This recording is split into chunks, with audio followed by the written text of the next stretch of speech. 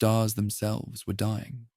Across the outer rim of the galaxy, whole systems flickered and faded as if the universe were holding its breath, mourning what was lost and what was yet to come. Planets, once vibrant with life and the glory of civilization, now lay in silent ruin. Smouldering cities whose towers reached desperately toward heavens that no longer answered. The air shimmered with the residue of ancient energies, the lingering echo of wars fought and empires shattered. Amid this cosmic decay, one presence stirred, a solitary figure, eternal, unyielding, and burdened by the weight of countless millennia. We truly love and care for you, listener, and we invite you to feel the gravity of this moment. Before we begin the story, tell us, where in the world are you watching from, and what time is it there? Now let us get started. In the ruins of the once mighty fortress world of Draxon 9, shadows moved as though they had memory. The figure of Valtherion, Lord Commander of the Blood Ravens, stood atop the highest parapet, his armor glinting dimly in the fading light of the binary suns. His gaze extended across the horizon, over landscapes scorched by orbital bombardments and carved by the claws of wars that spanned centuries. Every ruin told a story, every shattered spire a testament to ambition, hubris, and the unrelenting march of time. And yet, amidst the ruin, there lingered the faintest pulse of life, a stubborn defiance that refused to be extinguished. Valtherion's mind, however, was not on the stubborn defiance of mortal races. It was on the betrayal that had brought him here. Once, he had commanded legions of devoted warriors, champions whose loyalty was forged in the fires of conquest and the bonds of blood. Now, many of those same souls whispered in shadow, their eyes turned toward paths of treachery, their hearts swayed by promises that preyed upon desire, ambition, and fear. The weight of immortality pressed heavily upon him. To live through the rise and fall of civilizations was a gift, yet also a curse. He remembered the faces of those he had trusted, now twisted in acts of deception. Even immortals were not immune to envy, nor the soft seduction of power that could corrupt the strongest of wills. From the depths of the ruined citadel came a whisper, carried by the winds that tore through broken archways and collapsed battlements. Lord Commander, it breathed, a voice he had known since the earliest days of his campaigns, a voice that had once comforted him in the quiet after battle, and now cut through the air like a blade. Turning, Valtherion regarded the messenger, a figure draped in ceremonial robes, scarred from countless engagements yet still moving with grace. It was Seraphine, his second in command, and perhaps the only soul whose loyalty had never wavered, though even her eyes betrayed unease. "The fleet is in disarray," she reported, her tone steady, yet weighted with unspoken fear. "Several warbands have abandoned their posts. The outer sectors are in rebellion. And there are rumors that the shadow host has infiltrated the inner sanctum." Valtherion's gaze hardened. The shadow host, a cabal of exiled warlords, sorcerers, and rogue immortals, was an enemy that had haunted his campaigns for centuries. To face them was to confront the culmination of ambition without conscience, the raw, untempered hunger for dominion that mirrored the darkness in his own heart. He did not fear them, not truly. He feared the cost of what must be done to destroy them. "The cost," he murmured, his voice low, almost lost in the howling winds. He turned back toward the horizon, toward the worlds that had once sung with the cries of their people, now silent except for the echoes of destruction. "We cannot rebuild what has already fallen. We can only choose what we will save and what we will allow to die." The words were not for Seraphine. They were for himself, a mantra to steel the resolve that centuries of command had not dulled. Yet even as he spoke them, he felt the familiar tug of doubt, the question that haunted all who lived beyond time. Was the preservation of empire worth the sacrifices demanded of the living, the dead, and the unborn? A sudden flare of light from the western horizon caught his attention. Orbital bombardments, perhaps, or the flash of a distant supernova. Valtherion did not flinch. He had seen the birth and death of stars, had witnessed civilizations crumble beneath the gaze of dying suns, and yet, in each ending, there remained the faintest whisper of beginning. Perhaps it was hope, or perhaps the cruel jest of eternity itself. Seraphine's voice drew him from his reverie. "Lord Commander, the Council insists on your judgment. They demand a course of action. Shall we consolidate forces, or strike preemptively against the Shadow Host?" Valtherion turned fully to her now, his eyes reflecting the dying light. "And risk what?" he asked, though he did not expect an answer. "Risk the lives of thousands, or risk the very soul of the Empire? Every decision carries betrayal in its shadow. Every victory bears a price that must be paid in blood, whether willingly or not. The wind carried the distant sound of explosions, the rhythm of destruction that marked the passage of history in this corner of the galaxy. Valtharian's hand rested upon the hilt of his blade, the weapon a relic of countless campaigns, inscribed with runes of power and sacrifice. He felt the weight of it as he always did, the tangible reminder that power, once grasped, demands vigilance and sometimes cruelty. Yet there was a spark, faint and defiant, in the heart of the ruined world below, a colony that had survived the devastation, its people clinging stubbornly to life. He felt an almost imperceptible warmth, a reminder that not all was lost. And yet, he knew that even the strongest flame could be snuffed out with a single wrong choice. The council would meet in the hollow of the central citadel. There, amid the ruins of what had once been the heart of the Blood Raven's dominion, decisions would be made that would shape the galaxy for centuries. Alliances would be tested, loyalties questioned, and the line between salvation and damnation would blur. Valtharian turned away from the horizon, moving through the shattered halls with a measured pace. Each step echoed against stones scarred by time and war. The shadows of the past seemed to reach out, clutching at his armor, reminding him of victories won and lives lost, of the betrayals that had festered quietly until they could no longer be ignored. In the quiet spaces, he heard the distant voices of those who had fallen, friends, advisors, warriors, calling out for justice, for vengeance, for remembrance. As he approached the council chamber, Valtharian knew the path ahead would demand a balance of wisdom and ruthlessness. Every choice carried the weight of centuries, every decision a potential spark that could ignite war or doom. And above it all, the question lingered, unspoken but ever present. Could one who had seen the rise and fall of stars truly command the fate of mortals and remain uncorrupted by the very power they wielded? The doors loomed before him, massive and inscribed with the sigils of the Blood Ravens, and their edges worn by time and conflict.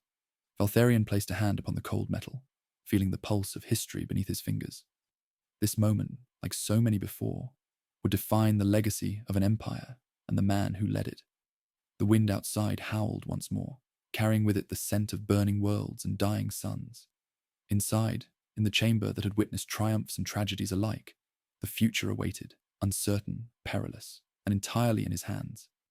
And so, the story begins. The council chamber was a hollow cathedral of stone and steel, its vaulted ceiling stretching far above the heads of those assembled.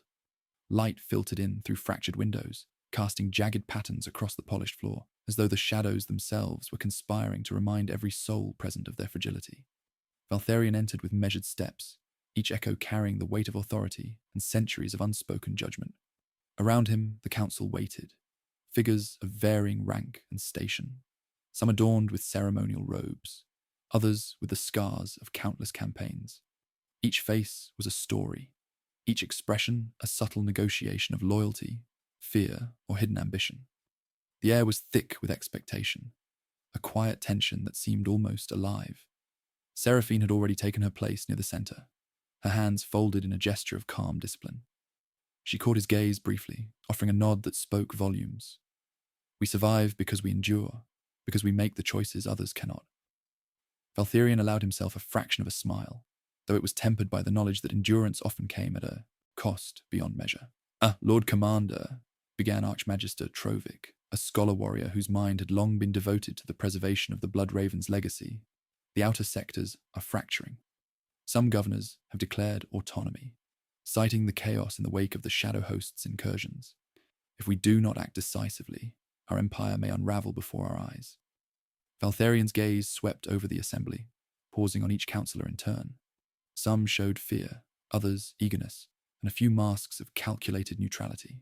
He understood them all. He had once been every one of these faces, standing before a greater war, questioning the morality of decisions that demanded blood as their currency. Yet the question remained, as it always had. What is the price of survival? Decisive action, he repeated, his voice low and resonant, must be tempered with discernment.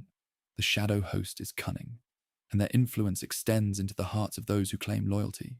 If we strike recklessly, we risk not only our forces, but the very souls we aim to protect. A murmur of discontent rippled through the council. Ambition was a potent force, and many in this chamber had tasted the heady power that came with command. Yet ambition, without restraint, was a blade that often turned inward.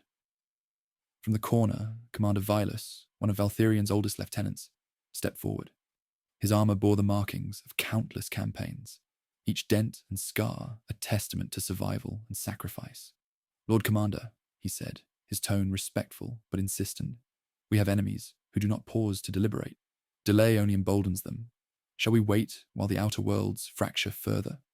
Valtherian's eyes met Vilus's, and in that moment he saw not defiance, but a mirror of his own doubts. Time was not an ally, yet action demanded consequence. To act was to embrace the certainty of loss. To hesitate was to invite chaos. Both choices carried betrayal, not always of others, but often of oneself. "Both choices demand sacrifice," Valtherian said, finally, his voice echoing through the chamber. "And yet, not all sacrifices are equal. Some preserve life, some preserve honor, and some preserve memory. We must discern which path aligns with the soul of our empire, and which serves only the vanity of those who seek to call themselves rulers." A silence fell, heavy and contemplative. Even the air seemed to still, as though awaiting a verdict that would shape the fates of countless lives. Seraphine stepped closer, lowering her voice so that only Valtherian could hear. "There are rumors," she said, "that one of our own has met with the shadow host in secret, a lieutenant of the outer sectors, someone you trusted."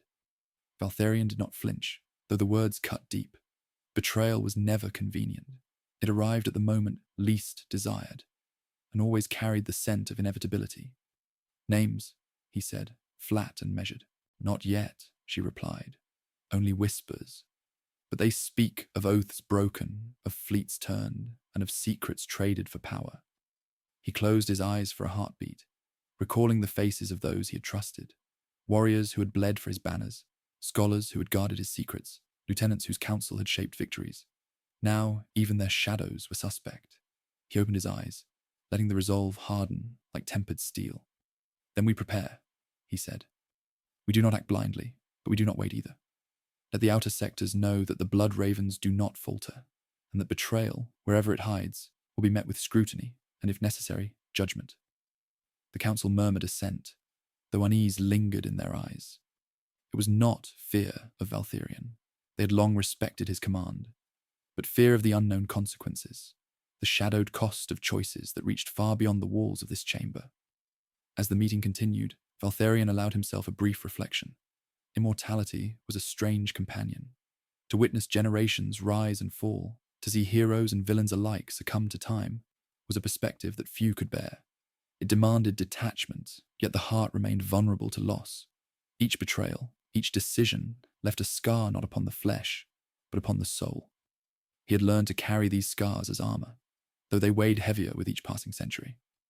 When the council adjourned, Valtherian stepped out onto the balcony overlooking the ruined city below. Smoke rose in tendrils from the broken streets, mingling with the chill wind that carried the distant cries of survivors. Somewhere beyond the horizon, the shadow host moved, silent and patient, its schemes threading like venom through the veins of the empire. Seraphine joined him, standing in quiet solidarity. "They will test you," she said softly. "They always do, and sometimes the tests come from those we believe closest." Valtherian did not respond immediately. His gaze remained fixed on the city, on the fragile sparks of life that clung stubbornly to existence. "Then we must be ready," he said finally. "Ready not only to confront our enemies, but to confront ourselves, to question our choices, and endure the consequences they bring." A distant bell tolled, a signal from a nearby watchtower, marking the passage of an hour or the approach of a messenger. It was a reminder that time, unlike power, did not bend to will. Decisions demanded resolution before opportunity faded, and consequences awaited those who lingered too long in indecision. "Lord Commander," Seraphine said, her voice a whisper against the wind, "there is one more matter. The apprentice of the inner sanctum. He is awakened to the resonance of the biotransference chambers.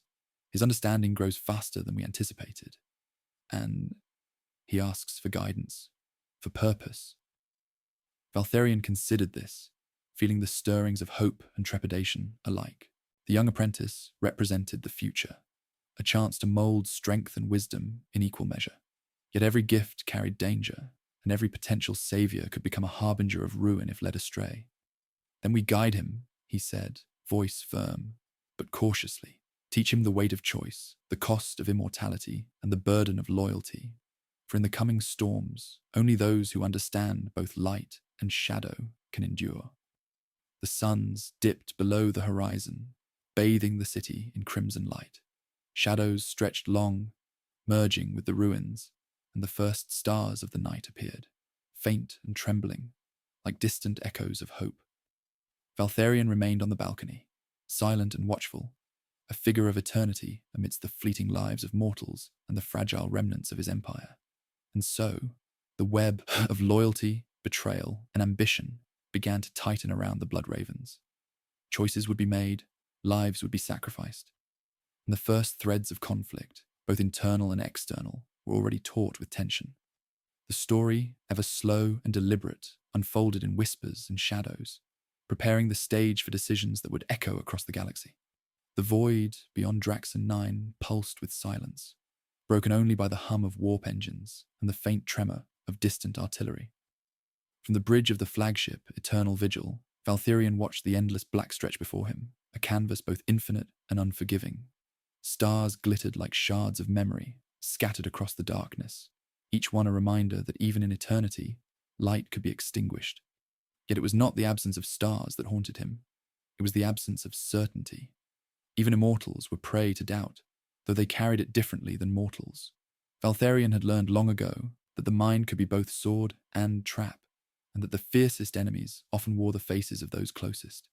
The Shadow Host was no exception, but sometimes the greatest threat came not from beyond the stars, but from the whispering ambition within one's own ranks. Seraphine approached silently, her boots muffled by the vibration of the deck.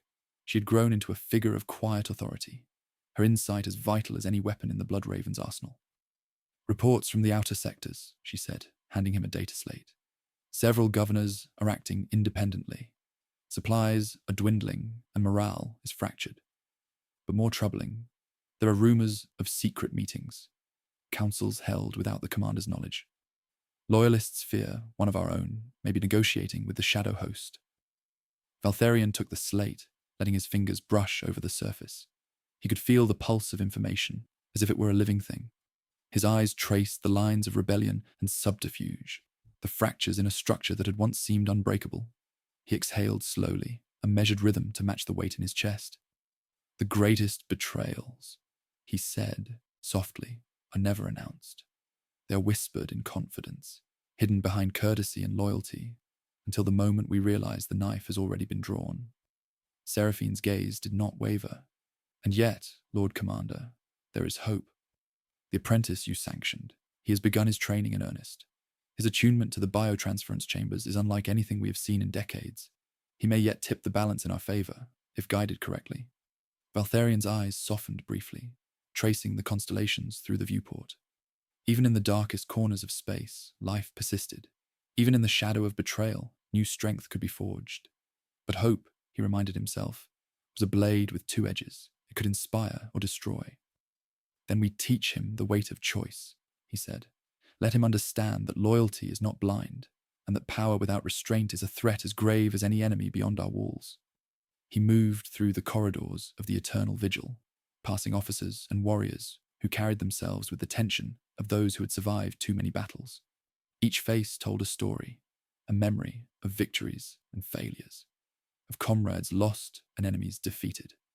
In their eyes, he saw fragments of himself, reflections of ambition tempered by duty. And in that mirror, he felt both pride and unease. For leadership demanded sacrifices that others could not comprehend, and decisions made with the mind of a commander often wounded the heart of a man. In the training halls below deck, the apprentice awaited. A young figure, barely touched by the weight of centuries, yet already brimming with potential. Valtharion observed him quietly, noting the tension in his posture, the eagerness in his eyes. It was a dangerous combination, one that could either forge greatness or invite ruin. "You must understand," Valtharion began, his voice carrying the weight of history, "that power is never given freely, and loyalty is never without cost. Every decision you make will ripple through time and space, touching lives you cannot even imagine. Do you accept this burden?" The apprentice nodded, his expression resolute, though a flicker of doubt betrayed his youth. I understand, Lord Commander. I will serve the blood ravens and protect the Empire.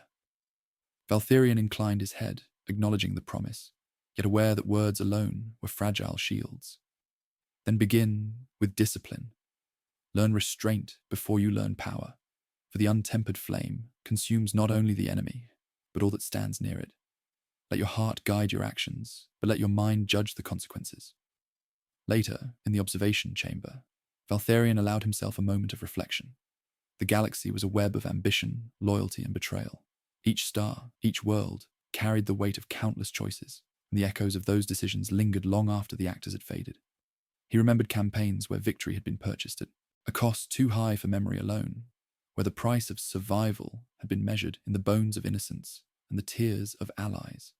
Immortality did not spare one from regret, it multiplied it. Seraphine joined him again, her presence a steady anchor against the tides of doubt. The shadow host will act, she said. They always do, and when they strike, they will test not only our fleets, but our resolve. And perhaps, Lord Commander, even your convictions. Valtherian did not answer immediately. The silence between them was dense, charged with unspoken truths. Eventually he said, "Let them test us. Let the galaxy see that the blood ravens do not yield, even when betrayal lurks in every shadow. But remember, Seraphine, vigilance alone is not enough. Wisdom, restraint, and the courage to bear consequence. That is what will endure." A message blinked onto the main console, interrupting the quiet. It was an urgent communication from Governor Malric of the sector Nereid 7. His voice, carried through encrypted channels, trembled slightly. "Lord Commander, the fleets you dispatched to defend the sector have failed. Several captains have declared neutrality, claiming allegiance to the Shadow Host. We are surrounded, outnumbered, and uncertain whom to trust." Valtherian's hands rested upon the console, his knuckles whitening. Each new piece of information was a ripple, each betrayal a stone thrown into the still waters of command. "Then we act," he said, tone deliberate, careful. "But we act with precision. Gather the loyal captains. Consolidate the forces that remain steadfast. We will strike at the Shadow Host, but not blindly. And we will uncover the traitor among us, for there can be no forgiveness where deception hides in our midst." As the message ended, a quiet understanding passed between him and Seraphine. They both knew that the path ahead was perilous, threaded with moral ambiguity and stained with inevitable loss. Each choice would carry consequences that no mortal or immortal could fully foresee. The galaxy was not a stage for heroes or villains alone. It was a crucible in which ambition, loyalty, and betrayal were constantly tested, and the strongest were often those who bore the heaviest scars. The apprentice approached again, curious and eager for instruction. Valtherian regarded him with a mixture of caution and hope. "Observe carefully," he said. "Learn not only from victories, but from hesitation, from doubt, from the failures that are whispered and unrecorded. True strength comes not from the force of your arm, but from the clarity of your judgment and the courage to bear the burden of your choices." Outside, the galaxy continued its slow, inexorable dance of light and shadow. Planets burned, stars dimmed, and yet somewhere, in the vast reaches of space, life persisted, and within that persistence lay both the danger and the hope that guided Valtherian forward. The threads of loyalty and betrayal, of power and sacrifice, wound tighter around him, preparing for the trials that would shape the fate of the blood ravens and of the galaxy itself. He turned once more toward the viewport, the stars reflecting in eyes that had seen centuries unfold. Somewhere in the darkness, the Shadow Host moved like a predator among prey, testing the bounds of trust, the limits of resolve, and the courage of those who dared command the fate of empires. And Valtherian, eternal and burdened, knew that the coming days would demand more than strategy or strength. They would demand the sacrifice of certainty and the willingness to endure the consequences of choices no one else could bear. The slow burn of tension, of loyalty tested and ambition constrained, had only just begun. And in the quiet hum of the eternal vigil, the story continued, deliberate, patient, and unyielding, as the galaxy watched, waited, and remembered. The night over Draxon 9 had grown cold and unyielding. The twin moons, waning and pale, cast a spectral glow across the shattered citadel. illuminating ruins that bore the scars of centuries-long conflict. Smoke from distant fires curled into the sky, twisting with the wind like serpents in mourning. Somewhere, far beyond the planet's orbit, the distant hum of warp engines whispered promises of power and peril. In that darkness, Valtharion moved silently through the corridors of the fortress, his footsteps echoing against walls that had withstood storms, rebellions, and betrayals alike. The council chamber had been a crucible of debate and hesitation, but now, alone, the weight of solitude pressed upon him. Decisions made in isolation carried a clarity that public deliberation often obscured, yet they were no less perilous. Power, he reminded himself, demanded not only vision, but the courage to act when certainty was impossible. And certainty, in these times, was a luxury the Blood Ravens could no longer afford. A message arrived, carried through encrypted channels, its tone terse and unmistakably urgent.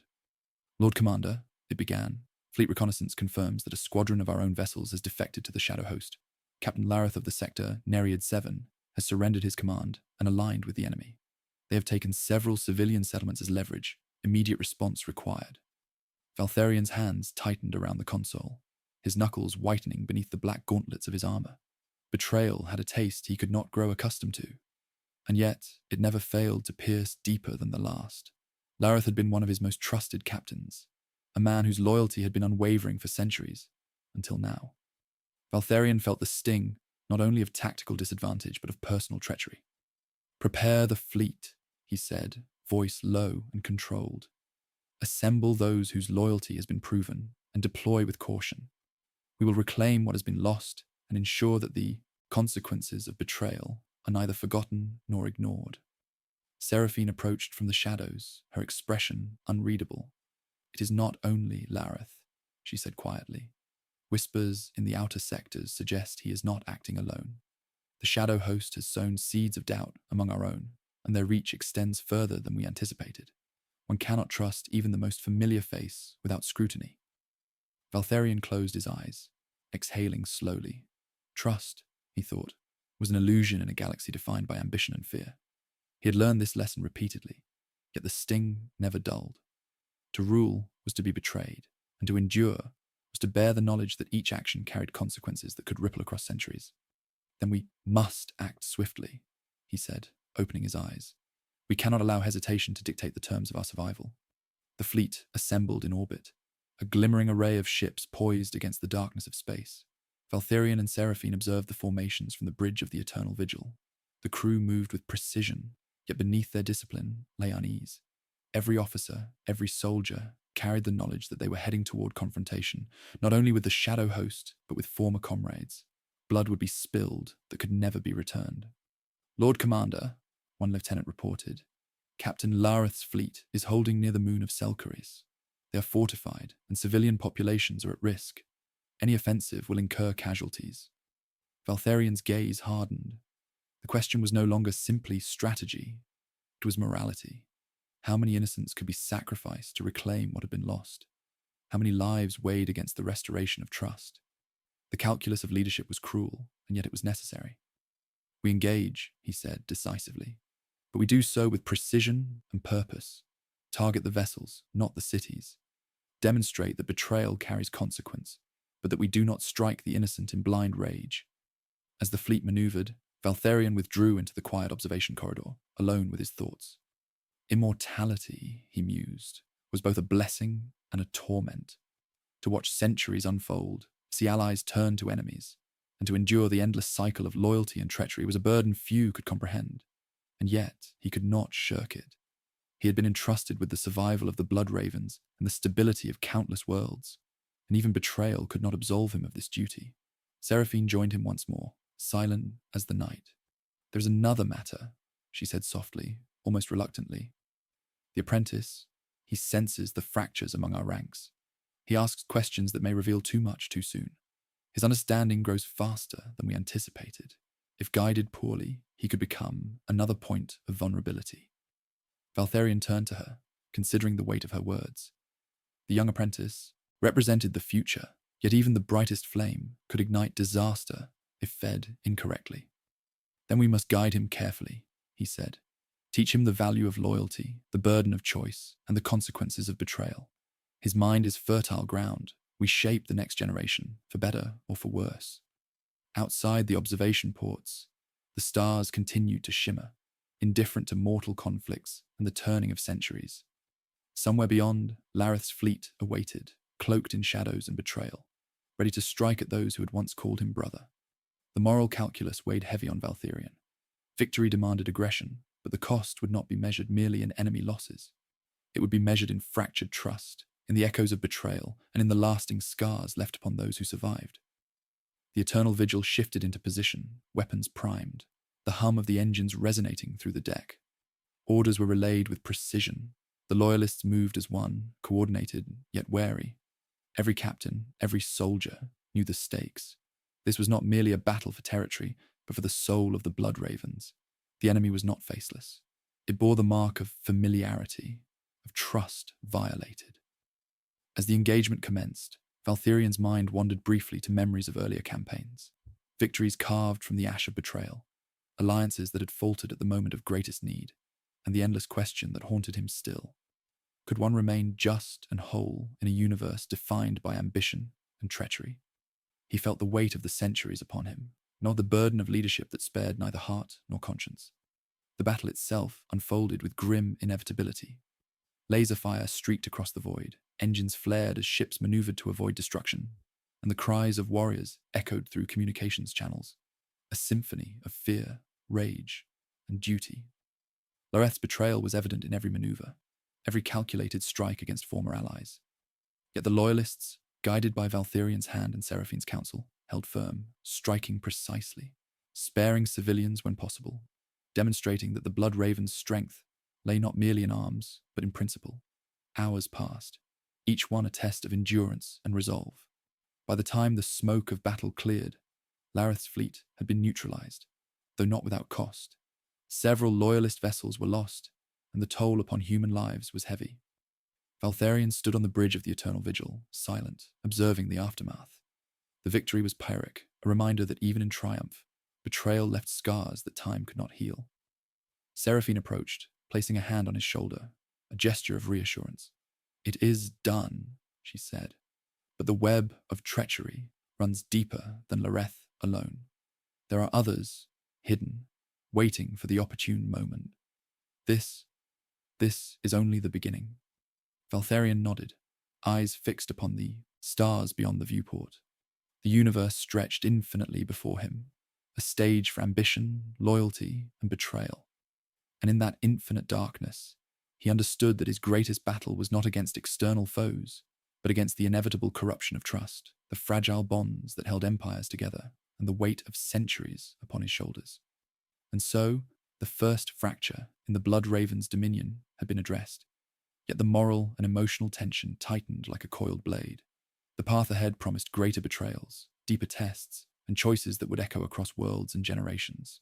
Valtherion, eternal and burdened, knew that his vigilance must endure as long as the stars themselves. For in the galaxy of ambition, loyalty was both fragile and fleeting. The aftermath of Lareth's betrayal lingered like a shadow across the Blood Raven's holdings.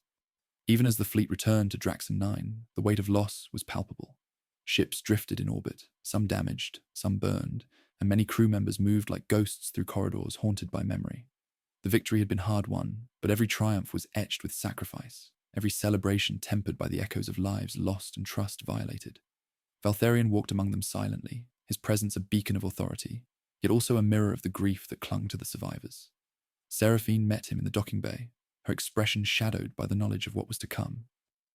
"We have stabilized the outer sectors," she reported, "but rumors continue to spread.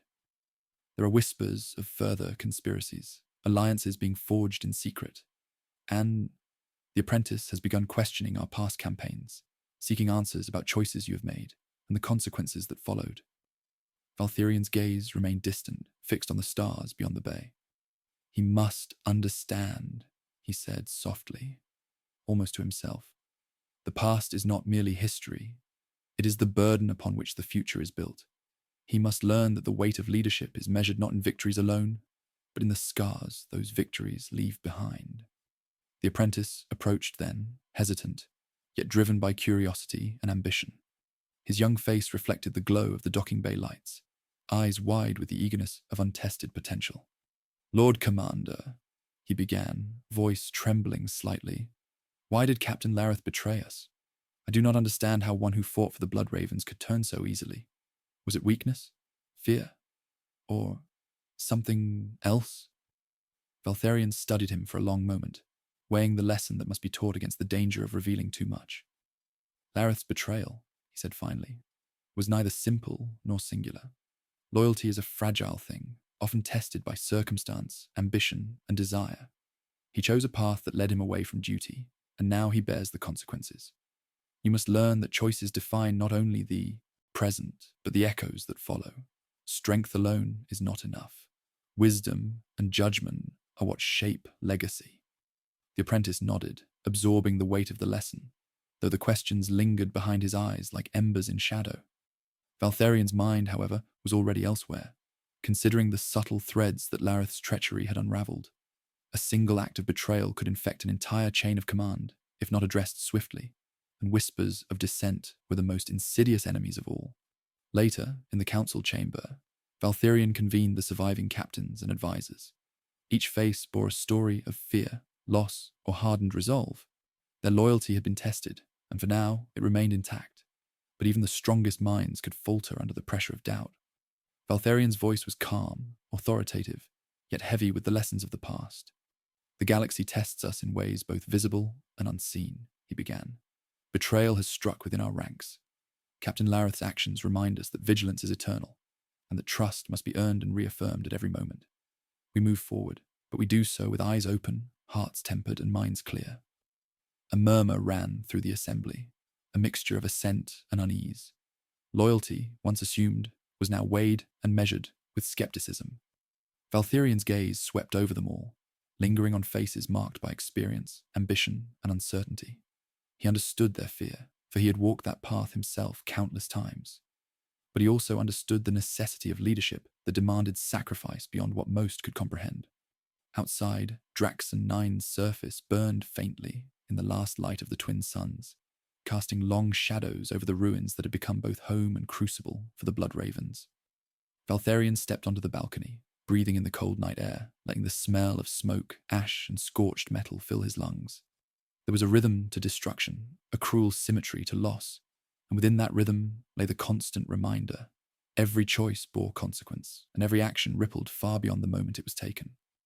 Seraphine joined him once more, her presence a steadying force against the tide of doubt. "The apprentice is troubled," she said softly. "He questions not only Lareth's actions, but also the history of the Blood Ravens, the decisions you have made, and the lives lost in your campaigns. He seeks clarity, yet in seeking clarity, he risks becoming distracted by moral quandaries he is not yet ready to bear." Valtharion's eyes followed the twin moons as they rose higher into the sky. "He must bear them," he said. "The weight of choice is not a burden to be avoided. It is the crucible in which strength, loyalty, and wisdom are forged. Only those who understand both light and shadow can survive the trials that await. And sometimes, the greatest trial is not the enemy beyond our walls, but the enemy within, the doubts, the fears, and the whispers of betrayal that haunt every decision." The apprentice approached again, stepping cautiously into the balcony's glow. His young voice trembled with the need for guidance. "Lord Commander, how do you endure? How do you bear the weight of centuries, of battles, of lives lost and trust broken?" Valtharion looked down at him, seeing in the youth a reflection of what he had once been, curious, untested, and eager to shape the universe. "Endurance," he said slowly, "is not mere survival. It is the acceptance of consequence. Each decision carries cost. Each victory carries sacrifice. To endure is to bear the burden of choice without succumbing to despair. It is to act with conviction, even when the outcome is uncertain. And it is to remain true to your principles, even when betrayal whispers in your ear." Silence fell between them, a heavy weight of understanding and apprehension. The apprentice nodded, absorbing the lesson, though the spark of doubt lingered, an ember that would need careful guidance lest it ignite into chaos. Later, in the command corridors, a message arrived from Governor Malric, detailing further unrest in the outer sectors. The whispers of conspiracy had grown louder. The seeds of discontent had taken root. Valtharion studied the communications, understanding that every decision now required foresight, calculation, and the courage to confront both friend and foe alike. The moral and strategic stakes were entwined. Failure to navigate them carefully could unravel the Blood Ravens entirely. As he prepared for the next phase of action, Valtherion reflected on the nature of empire and betrayal. To lead was to accept the inevitability of doubt. To command was to endure the fractures in trust that time, ambition, and fear would inevitably create. And in the quiet spaces between orders, between battles, between victories and losses, the weight of centuries pressed upon him like the pull of dying stars, inescapable, relentless, and shaping the path forward with every pulse of the cosmos. He knew that the coming days would demand more than strength or strategy. They would demand clarity, judgment, and the courage to act when the consequences could never be fully known. The web of loyalty, betrayal, and ambition had grown taut, and the smallest movement could shatter it entirely. The Blood Ravens, eternal yet fragile, would be tested as never before, and the choices made in these moments would echo for generations to come. And so, in the shadow of betrayal, amidst the ruins and the stars, the story continued. Decisions would be made, consequences faced, and the slow burn of moral and emotional tension would shape the fate of empires, the lives of the immortal, and the souls of those who dared to follow in their footsteps. The halls of Draxon 9 whispered with the echoes of strategy and quiet dissent. Even in victory, the scars of betrayal lingered, etched into every stone, every corridor, every wary glance exchanged between officers and soldiers. Valtherion moved through the command halls with measured pace, listening to the hum of communication consoles and the subdued murmur of those who plotted, questioned, and calculated the uncertain future of the Blood Ravens. Every footstep carried the weight of centuries, each thought a delicate balance between duty and moral consequence. Reports from the outer sectors had grown more troubling. Governors who had pledged allegiance to the Blood Ravens now spoke in guarded tones, questioning orders, delaying decisions, and hinting at alliances with powers long considered hostile. Valtherion understood that the Shadow Host had not merely struck through open conflict. They had infiltrated the minds and ambitions of the living, shaping dissent like a sculptor shaping clay. Loyalty, he realized, was not simply declared. It was proven, tested, and at times violently reclaimed. Seraphine met him at the War Council chamber, her gaze unwavering despite the shadows under her eyes. "Lord Commander," she said, her voice a calm counterpoint to the rising storm, "the outer governors are fractured. Some show signs of open defiance. Others hide their allegiance in subtle gestures. And there are rumors of an emerging faction, loyal neither to us nor to the Shadow Host, but seeking to exploit our current weakness for their own gain." Valtherion's expression remained stoic, though the weight of her words pressed upon him. "Then we must act carefully," he said, stepping forward. "We cannot allow indecision to invite catastrophe, nor can we strike blindly, lest we destroy the very foundations we have sworn to protect. Diplomacy, observation, and judgment must guide our hand as much as firepower." The apprentice followed quietly behind, absorbing every word, every gesture, every nuance of leadership and tension. The young man's eyes were wide, with a mixture of awe and unease, the questions that had haunted him since Lareth's betrayal now pressing harder against the limits of his understanding. "Lord Commander," he asked, hesitating as if afraid the very act of questioning might summon danger, "how do we determine whom to trust? If betrayal lurks even among allies, how can one be certain of any loyalty?" Valtherion paused, considering the weight of the answer. "Trust is never given freely," he said slowly. "It is earned through action, measured over time, and tempered by observation. But even then, doubt may persist. We act not because trust is absolute, but because necessity demands it. The galaxy does not wait for certainty. We must move with clarity, purpose, and the courage to accept that consequences, sometimes dire, will follow every choice." The council convened, the assembled captains and advisors forming a semicircle beneath the towering arches of the chamber. Each face reflected vigilance and unease, the weight of responsibility mirrored in their posture and expression. Valtherion spoke, his voice resonating through the hall with the authority of centuries. "The stability of the Blood Ravens is challenged not only by external enemies, but by the subtle erosion of loyalty. We face conspiracies, dissent, and the ever-present shadow of ambition. It is not enough to act with strength alone. We must act with insight, precision, and the full awareness of consequences." A murmur spread among the council, tempered by discipline and respect. Yet beneath it lay tension, an unspoken acknowledgement that the trials ahead would demand more than mere obedience. They would demand foresight, courage, and the willingness to bear the burden of decisions whose costs might never be fully known.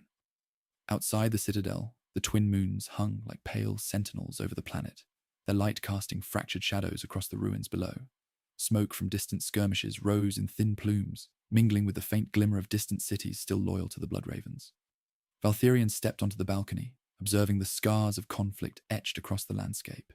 Each ruin, each crater, each smouldering fire was a testament to the fragility of power and the inevitability of consequence. Seraphine joined him, her presence a steadying force in the cold night. "We cannot assume the outer sectors will remain loyal indefinitely," she said. "Even those who appear steadfast may be swayed by promises of power, fear, or survival.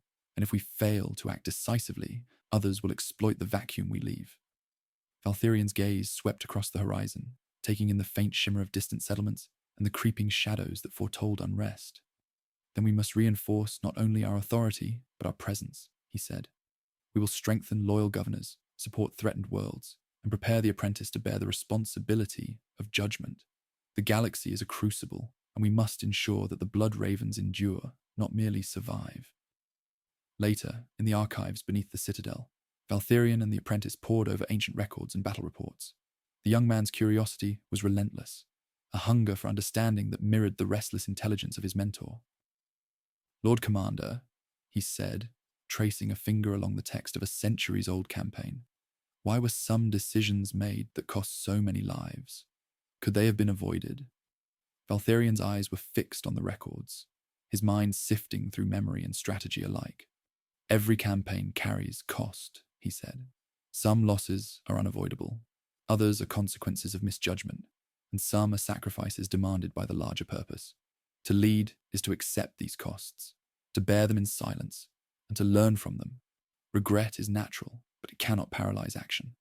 Only reflection tempered by judgment allows one to endure and guide others wisely."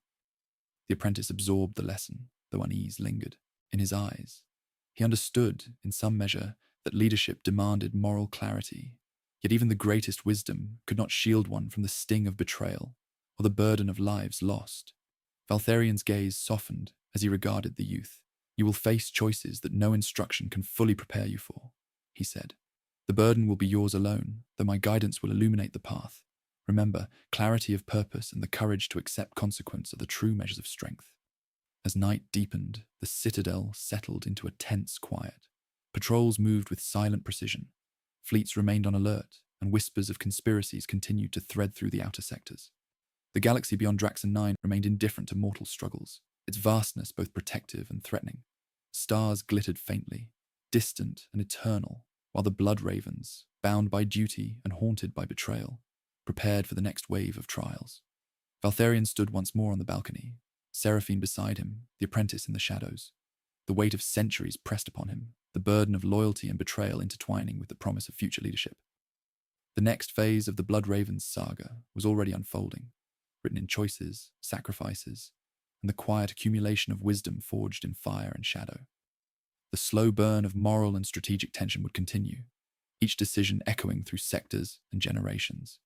Allies would be tested, enemies would advance, and the apprentice would learn, slowly, that survival demanded not only strength, but discernment, and that loyalty, once fractured, required vigilance, courage, and the unflinching willingness to act when the cost was certain and the path unclear.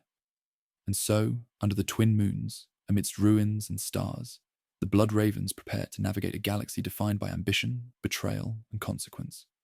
Aware that the trials ahead would shape not only the fate of their empire, but the very measure of their souls. The void beyond Draxon 9 was restless. Signals of conflict rippled through the warp, faint tremors that hinted at engagements far from the citadel, where the loyalist forces struggled to maintain control of fracturing systems. Valtherian stood on the bridge of the eternal vigil, eyes fixed on the dark expanse before him. Stars flickered weakly, some already dimming under the gravitational pull of collapsing suns. Symbolic, perhaps, he thought, of the fragile empire he sought to preserve. The galaxy was vast, indifferent, and unforgiving, and the shadow host moved within it with a patience that was both maddening and dangerous. Reports of skirmishes arrived continuously, each one more troubling than the last. Worlds loyal to the Blood Ravens had been seized by opportunistic warlords or sabotaged from within. Valtharion studied the reports, noting patterns, connections, and anomalies, all while the shadow of Lareth's betrayal lingered like a stain upon the fleet. "We fight not only enemies," he said quietly, voice carrying through the chamber, "but the consequences of betrayal. Each action, each hesitation ripples outward. And every choice we make will define the survival or collapse of the Blood Ravens." Seraphine approached, silent as a shadow. "Lord Commander," she said softly, "there are rumors of a coalition forming against us. Not all of them are Shadow Host, though many are allied with them. Some are former governors seeking to claim power amidst the chaos, and some may yet be within our own ranks." Valtharion's gaze darkened.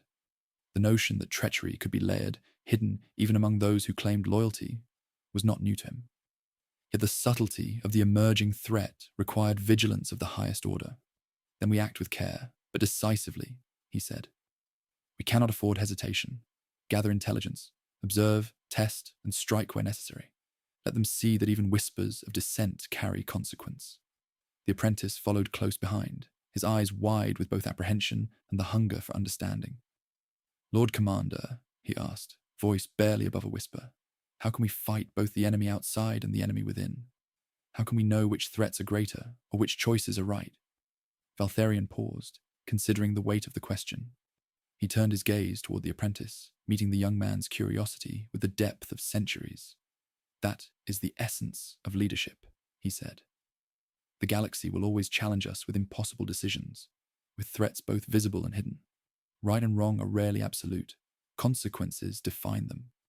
To survive, you must act with clarity, understanding that some decisions will bear loss, while others may demand sacrifice beyond what you deem fair, and you must endure the consequences without allowing doubt to paralyze action." As the apprentice absorbed the lesson, the eternal vigil shifted into formation with the fleet. The loyalist forces moved with precise coordination, though unease lingered among the captains. Each ship represented not only power, but trust, and the knowledge of betrayal had left subtle cracks even among the most disciplined. Valtharion understood this well. Trust, once fractured, was never fully restored, only managed. The first battle erupted near the outer rim of the Draconis sector. Rogue fleets, some allied with the Shadow Host and some acting opportunistically, attempted to seize control of vital trade corridors. Lasers streaked through the void, engines flared, and explosions rocked the emptiness of space with violent clarity. Valtharion observed from the bridge, issuing commands with precision, but never allowing his focus to waver from the broader implications. Every maneuver, every tactical choice, was a test not only of military skill, but of loyalty and judgment. Seraphine's voice broke the tense silence. "Lord Commander, one of our own captains hesitates. Signals indicate that Captain Voralis may be considering defection. He has assets positioned near the civilian colony of Erithos, and any sudden action could be catastrophic." Valtharion's expression hardened. The shadow of treachery never arrived announced. It always lurked in hesitation, in subtle deviation from orders, in the quiet moments where ambition and fear intersected. "Then we test him," he said. "Send a reconnaissance contingent to gauge loyalty while keeping the fleet ready. Let Voralis choose, but ensure that choice does not imperil innocence. Observe him closely, for he is the proof of the fragility within our ranks." Meanwhile, on the surface of Erithos, the civilian population trembled beneath the looming threat of both external assault and internal betrayal. Soldiers loyal to the Blood Ravens moved with tense discipline, wary of insurgent forces and hidden traitors alike. The apprentice watched from a secondary command module, absorbing every decision, every signal, every subtle manipulation of fleet and strategy. The young man's understanding of leadership deepened with each moment, though he also saw clearly the moral weight that burdened Valtharion, a burden that no instruction alone could fully convey. Hours passed, each one a delicate balance between aggression and restraint. Rogue ships were neutralized, but not without loss. Voralis was observed, tested, and ultimately compelled to reaffirm loyalty through decisive action. Yet the damage to morale was evident, a subtle fear of betrayal, now a shadow over the fleet.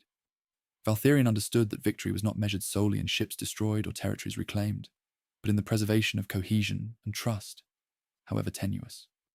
In the quiet after the engagement, Valtharion convened his captains once more. "Oh, today we have won a tactical victory," he said, voice carrying through the chamber.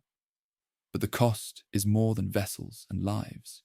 Trust has been tested, loyalty strained, and the shadow of betrayal remains. Let this be a lesson. The enemy is not always beyond our fleets, and victory without cohesion is hollow. Our strength lies in unity, tempered by vigilance and tempered further by judgment." Seraphine stood beside him, observing the assembly with her customary calm. "And yet, Lord Commander, the apprentice grows," she said quietly. "He has seen the balance of strength, loyalty, and moral consequence. He is learning, though each lesson carries weight." Valtharion nodded, eyes returning to the viewport where stars shimmered like distant promises. "Yes," he said, "he is learning, as all who follow must. Leadership is forged in the crucible of consequence. The galaxy will continue to challenge us, and we will be tested in ways we cannot yet predict. But we endure, because we understand that survival is not enough. It is the measured exercise of strength, loyalty, and moral clarity that defines legacy." The apprentice stepped forward, voice quiet but firm. "Lord Commander, will there ever be a time when betrayal ends? When loyalty is unquestioned?" Valtharion regarded him, expression grave, yet softened by centuries of experience. "No," he said finally. "Betrayal will always exist, because ambition, fear, and desire are eternal. But we endure, we guide, and we act with judgment. That is the measure of leadership and the legacy we leave. Remember this: the galaxy is vast, indifferent, and merciless. Survival demands more than strength. It demands clarity, courage, and the willingness to bear the consequences of every choice." Outside, the stars continued their silent vigil, indifferent witnesses to the trials of the blood ravens. And within that vastness, Valtharion understood that the slow burn of internal and external conflict was far from over. Betrayal, ambition, and moral ambiguity would continue to test the fleet, the apprentice, and the immortal commander himself. And each decision, each choice, each act of courage or hesitation would ripple across the empire, shaping not only its survival, but the very measure of the souls who dared command it. The aftermath of the Outer Rim conflict lingered like a festering wound. The battle against Veralis and the rogue fleets had been declared a victory, but the costs were starkly visible. Burned-out ships drifted in orbit, systems once loyal now whispered of dissent, and the morale of the surviving forces was tempered by the shadow of doubt. Valtharion walked along the corridors of the Eternal Vigil, observing the weary faces of officers and soldiers alike. Each step echoed against steel floors that had witnessed centuries of campaigns, betrayals, and victories, and he felt the weight of responsibility press ever heavier upon his shoulders. Reports from distant sectors continued to arrive, each one more troubling than the last. Governors who had long sworn allegiance now sent vague communiques, some their words laced with hesitation, subtle threats, or insinuations of betrayal. Valtharion read them all, his gaze unwavering, his mind calculating the threads of loyalty and deceit woven across the galaxy. The Shadow Host had not been idle, and their influence reached into corners previously believed secure. Seraphine joined him silently, her eyes reflecting the dim glow of the corridors. "Lord Commander," she said quietly, "the unrest grows. Some governors may not act openly against us, but their indecision risks everything. And there are whispers of secret councils, alliances formed without our knowledge. Lareth's betrayal was only the beginning. The web of treachery spreads like poison through the veins of the Empire." Valtharion's jaw tightened. "Then we must act," he replied, his voice low but firm. "We cannot allow hesitation to become defeat. The galaxy will not wait while we debate morality. The cost of inaction is too high. We will reinforce loyal governors, root out hidden threats, and ensure that the apprentice understands the stakes. Each choice we make must reflect both principle and necessity." The apprentice followed at a careful distance, observing his mentor's movements, absorbing the weight of centuries compressed into every decision. "Lord Commander," he asked hesitantly, "how can we know which actions are necessary and which cross the line into cruelty? If we strike too hard, we risk losing more than just ships and soldiers. We risk losing ourselves." Valtharion's gaze lingered on the young man, his eyes reflecting both the harsh light of responsibility and the softer glow of guidance. "Necessity is never a question of comfort," he said. "It is the measure of survival tempered by judgment. Morality is tested in the crucible of leadership, and sometimes the path that preserves the greatest good will inflict suffering. The question is not whether it is easy, it never is, but whether it is required. The apprentice nodded slowly, though unease lingered in his eyes. The lesson was understood in principle, yet the cost, the tangible weight of consequence was still abstract to him. Valtharion led him to the tactical chamber, where holographic projections of systems, fleets, and sectors shifted with each incoming report. It was a complex web, a galaxy of decisions and consequences, and the subtle nuances of loyalty and betrayal were inscribed upon it as clearly as the positions of fleets in orbit. "Observe," Valtharion said, gesturing toward the projections. "The outer sectors are not simply territories. They are living networks of ambition, fear, and influence. One act of betrayal in the wrong place can ripple outward, toppling entire systems. And sometimes," he paused, voice heavy with gravity, "even those we trust the most will falter when the cost becomes personal. Leadership is the understanding that every choice bears risk, and that indecision is itself a form of surrender." Hours passed as the two of them examined the reports. The apprentice asked questions, probed motives, and sought understanding, while Valtharion guided him through the delicate balance of action and restraint. Each scenario presented not only tactical challenges, but moral dilemmas. Intervene to prevent a governor's betrayal and risk civilian lives, or allow dissent to fester in the hope that loyalty can be reclaimed. Strike decisively against a rogue fleet and risk inflaming rebellion, or hesitate and watch the shadow host strengthen their hand. Finally, the apprentice spoke, voice low and thoughtful. "Lord Commander, if we are always tested in this way, how do we know we are right? How do we know we are not becoming the very thing we fight against?" Valtharion's eyes darkened, reflecting the dim light of the chamber. "Because right and wrong are measured not by comfort, but by consequence. We are the guardians of this empire, and our duty is to preserve, it, that preservation demands vigilance, courage, and judgment. Sometimes that judgment will inflict suffering. Sometimes it will save millions. The line is never clear, and the burden is never light, but the path is ours to tread." As night fell over Draxon 9, the twin moons cast a pale, spectral light across the citadel. Shadows stretched long across the walls, their shapes twisting like silent sentinels of warning. Valtharion stood on the balcony, Seraphine beside him, the apprentice watching from the shadowed steps behind. Outside, distant settlements glimmered faintly, pockets of civilization clinging to life amidst chaos and uncertainty. The galaxy continued its indifferent motion, stars burning, collapsing, and dying as they always had, uncaring of mortal struggles. A sudden alert from the communications array interrupted the quiet. A distress signal from a remote sector indicated a surprise assault, one that had caught loyalist forces off guard. The attackers were not clearly identified, but their tactics suggested coordination with the Shadow Host and knowledge of Bloodraven's strategies. Valtharion's jaw tightened. The enemy moved swiftly, exploiting weaknesses and fractures, testing both resolve and loyalty. "Prepare the fleet," he ordered, voice precise and commanding. "We respond immediately. Gather intelligence, position forces, and ensure civilian populations are protected. Let them understand that betrayal, wherever it hides, will meet consequence." Seraphine observed him, her expression unreadable but thoughtful. "Lord Commander," she said softly, "the apprentice sees more than you realize. He understands the weight of these choices now, perhaps more than any before him at his age, but he also sees the cost, the burden, and the loneliness of command. He must be guided carefully, for even the wisest instruction cannot shield him from regret." Valtharion nodded, eyes fixed on the stars. "He will learn, as all must. Wisdom comes through experience, through observation, and through bearing the weight of consequence personally. And though the burden is heavy, it is the only way to ensure survival, not merely of ourselves, but of the empire we serve." The apprentice stepped closer, hesitant yet resolute. "Lord Commander, will the blood ravens survive these trials, or will betrayal and ambition destroy us from within?" Valtharion's gaze swept the horizon, lingering on the faint shimmer of distant settlements and the rising moons.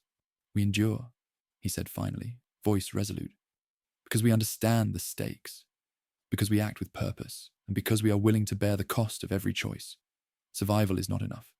We must prevail, and that requires clarity, courage, and the acceptance of consequences that may haunt us for centuries. The trials will continue, but so long as we remain vigilant, the blood ravens will endure."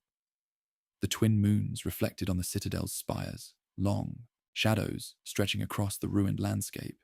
The galaxy, vast and indifferent, would continue to test them in ways no instruction could fully prepare for. Betrayal, ambition, and moral ambiguity would press relentlessly against the Empire, and the choices made in these moments would echo through generations. And so, in the quiet tension of night, the Blood Ravens prepared for the next wave of trials. The apprentice, Seraphine, and Valtharion alike understood that the slow burn of internal and external conflict was far from over. Loyalty, betrayal, and consequence would continue to shape the fate of empires and the souls of those who commanded them. The galaxy waited, indifferent and eternal, as the Blood Ravens steeled themselves for what was yet to come. The first shots of true war rang out across the void before the Draconis sector. The rogue fleets, reinforced by Shadow Host forces, surged like a tide of black iron and fire, their movement precise and deadly, yet cloaked in the subtle artifice of deception. Valtharion stood on the bridge of the eternal vigil, his gauntleted hands resting lightly on the railing, eyes fixed on the endless darkness where strategy, treachery, and fate converged. The galaxy had shifted beneath him. No longer were threats distant or isolated. Betrayal had spread, and war now knocked at every door, demanding both vigilance and ruthlessness. The apprentice lingered nearby, tense and pale under the harsh illumination of the command bridge. He had watched fleets burn, systems fall, and loyalty falter, and the weight of what he had witnessed was settling into the marrow of his bones. "Lord Commander," he whispered, voice tight with unease, "how do we know which battle matters more? The one we fight in the void or the one within our ranks? Which threat will destroy us faster?" Valtharion's eyes did not leave the viewport. "The threat within," he said slowly, "because it corrupts the foundation. A fleet may be rebuilt, a system reclaimed, but trust, once broken, is nearly impossible to restore. Loyalty, once fractured, demands constant vigilance, and every hesitation may allow betrayal to fester, but both must be confronted simultaneously, or we risk losing everything." The bridge hummed with the synchronized activity of officers coordinating the fleet. Tactical projections shimmered mid-air, depicting clusters of ships, war zones, and the shifting movements of the enemy. Valtharion's gaze swept the array like a predator, measuring distance, speed, and potential weakness. "Deploy the Vanguard Squadron to intercept the Shadow Host at Sector Gamma 7, he commanded. "Let no vessel break formation and prioritize civilian transport protection. We cannot afford reckless losses." Seraphine stepped beside him, her presence calm yet resolute. "Lord Commander, Veralis has confirmed loyalty for now, but his hesitation remains. He commands a third of the outer fleet, and even a subtle misstep could compromise our position. We must monitor him closely during engagement." Valtharion inclined his head slightly. "Loyalty is never absolute," he murmured, "and even the steadfast may falter when fear, ambition, or the promise of power tempts them. Prepare contingency measures and ensure the apprentice witnesses not only the fleet's maneuvers, but the cost of leadership in real time. Lessons are not learned in theory alone." As the first volleys of plasma and missile fire ignited the void, Valtharion's thoughts turned to the cities and colonies beneath the fleet's protective shadow. Stars flickered faintly through the haze of energy blasts, distant suns casting a fragile glow over worlds teetering on the edge of chaos. The galaxy was vast, indifferent, yet in these moments it seemed intimately aware of every choice, every hesitation, every betrayal that shaped the fates of millions. The apprentice watched, silent as the vanguard engaged. Ships danced between volleys of fire, shields flaring in brilliant arcs, engines blazing against the dark canvas of space. Explosions rocked the void, some ships obliterated in seconds, their crews lost to the cold silence beyond. The apprentice's stomach twisted with both awe and horror. He had studied strategy, understood theory, and observed drills, but nothing had prepared him for the immediacy of death and consequence. "Remember this," Valtharion said quietly, voice low yet carrying across the apprentice's mind. "Victory is measured not by the destruction of the enemy alone, but by the preservation of what we protect. Every ship lost, every system taken, every hesitation costs lives, loyalty, and trust. And every decision, no matter how small, reverberates through time, shaping the Empire's destiny and the legacy of those who command it." Amid the chaos, signals from the outer sectors revealed subtle tremors of treachery. A small contingent of ships, ostensibly loyal, had begun to drift from formation, their patterns suggesting coordination with the Shadow Host. Valtharion's eyes narrowed, his mind moving faster than the fastest vessel in the fleet. "Redirect the Phoenix squadron to intercept," he ordered. "Do not assume loyalty. Test it, and prepare for the possibility that our greatest threat may yet be one of our own." Seraphine observed him, her expression unreadable but sharp. "Lord Commander, the apprentice sees this, and he questions us. Questions the morality, the cost, and the choices we make. How do we guide him when even the seasoned falter under pressure?" Valtharian's gaze softened slightly as he regarded the youth. "We guide him with example, with clarity of purpose, and with honesty tempered by caution. Leadership is not the absence of doubt, it is the endurance of it, and the courage to act regardless of uncertainty. He will learn that even the most righteous decision carries pain, and that the measure of strength is not only in victory, but in the wisdom to bear its cost." The vanguard engaged the rogue vessels with precision, flares of plasma and beams of laser fire slicing through the darkness. Some ships burned brightly and were lost. Others fell into chaotic retreat. Voralis commanded his fleet with caution, responding to Valtharian's subtle adjustments. Yet the tension in his movements betrayed lingering uncertainty. Every delay, every miscommunication could be catastrophic. Yet Valtharian's presence, calm and decisive, anchored the fleet in relentless purpose. Hours passed as the battle raged. Communication lines buzzed with frantic updates, and the apprentice witnessed the interplay of strategy, intuition, and moral compromise. Every decision, where to strike, whom to protect, whom to trust, carried consequences, some immediately visible, others rippling outward into uncertainty. And as the smoke of destruction drifted across the void, Valtharian's mind remained ever vigilant, considering not only the enemy before him, but the subtle fractures within his own ranks.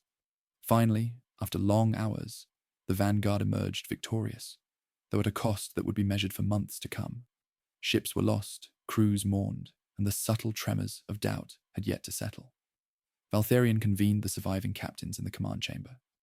"Victory has been achieved," he said, voice firm, resonant. "But let this not lull us into complacency. The Shadow Host tests both strength and trust. Betrayal may arise in the unlikeliest quarters, and loyalty, once fractured, is never fully restored. We endure because we act decisively, wisely, and with the understanding that consequences are the currency of leadership." The apprentice, pale and exhausted, looked upon the fleet and the survivors, realizing that the lessons of command were no longer abstract. He understood now, in visceral clarity, that leadership was a crucible of moral ambiguity, relentless testing, and sacrifice that spared no one. And as Valtharian gazed through the viewport at the remnants of destroyed fleets, at the distant stars that burned and faded in the indifferent void, the young man understood the immutable truth. In the galaxy, survival demanded courage, clarity, and the willingness to bear the weight of every choice. The twin moons of Draxon 9 rose in pale brilliance, casting long shadows across the spires of the citadel. The galaxy beyond remained indifferent, yet the blood ravens endured, tested by betrayal, ambition, and war.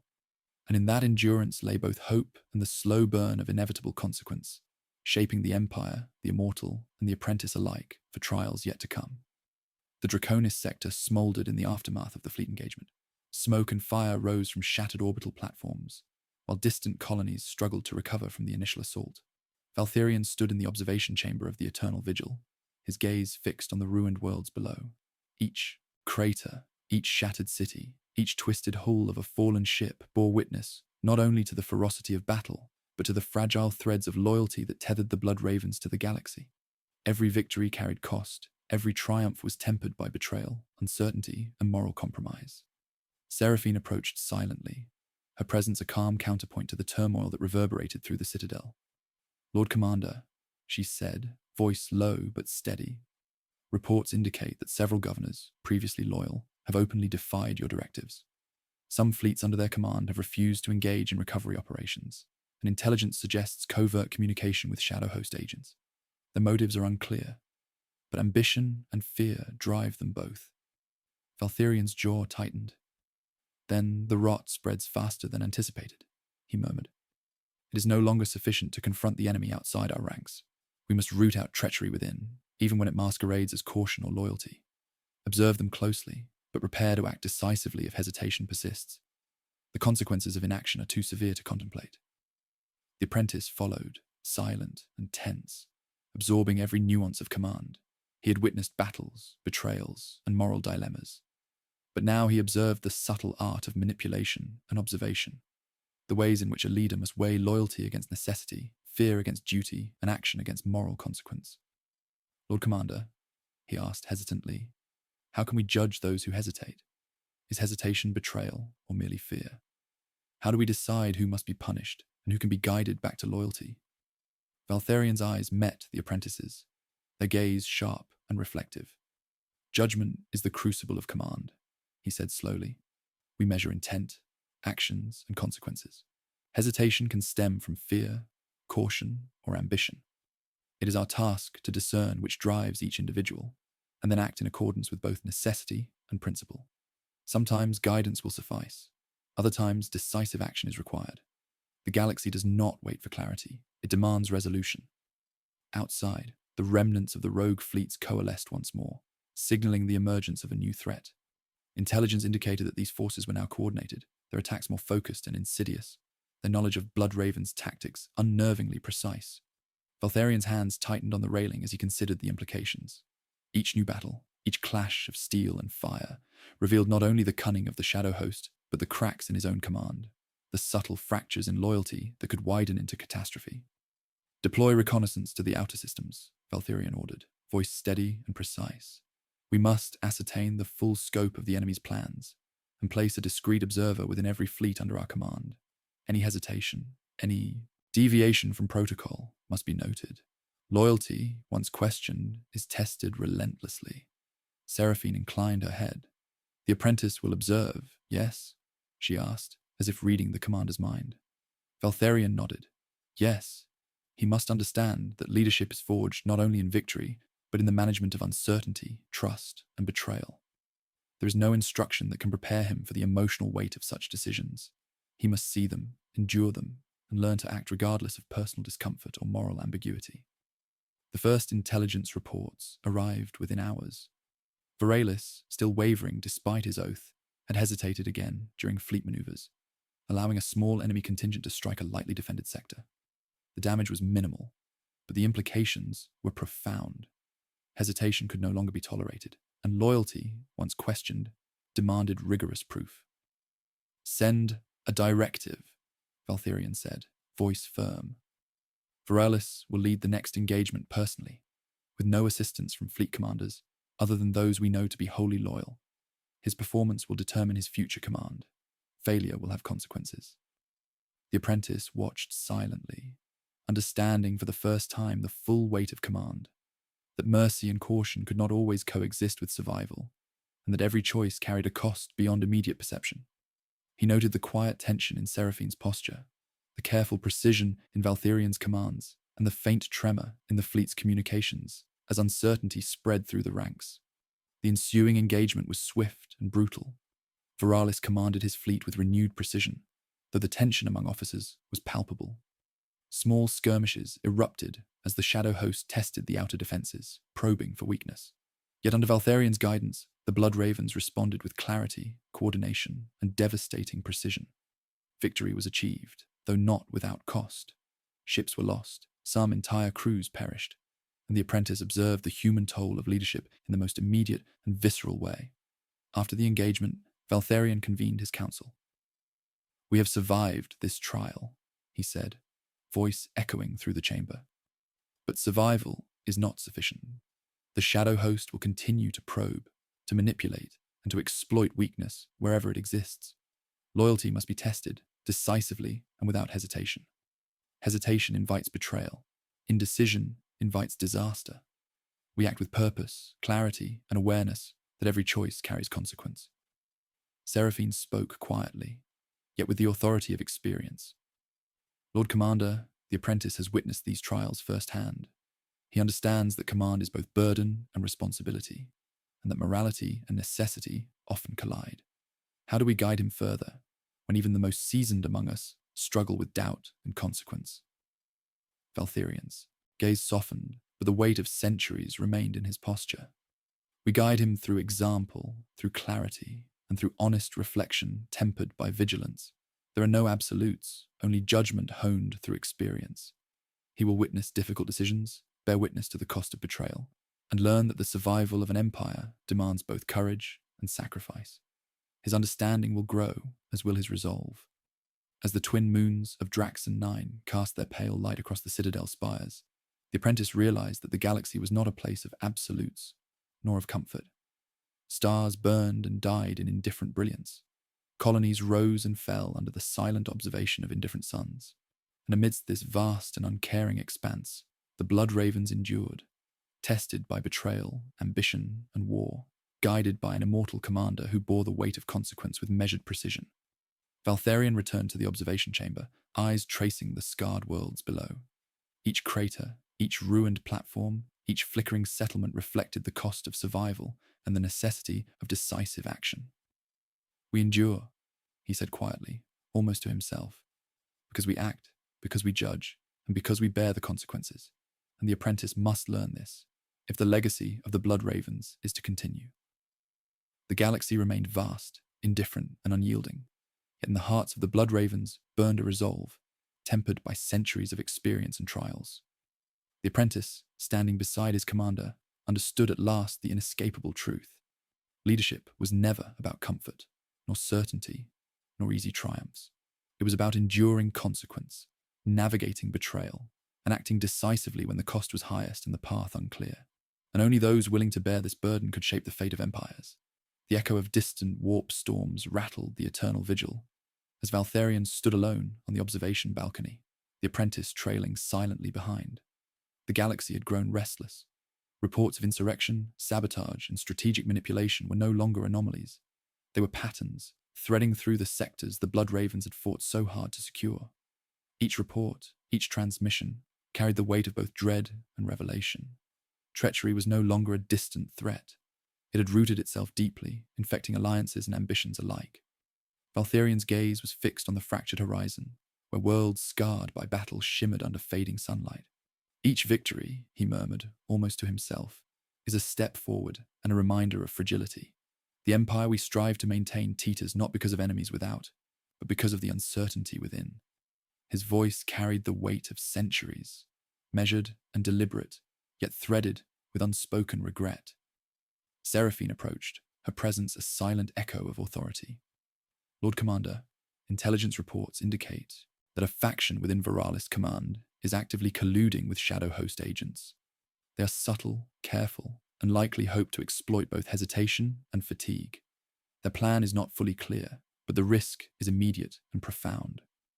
Valtharion's expression hardened, his hands tightening on the railing.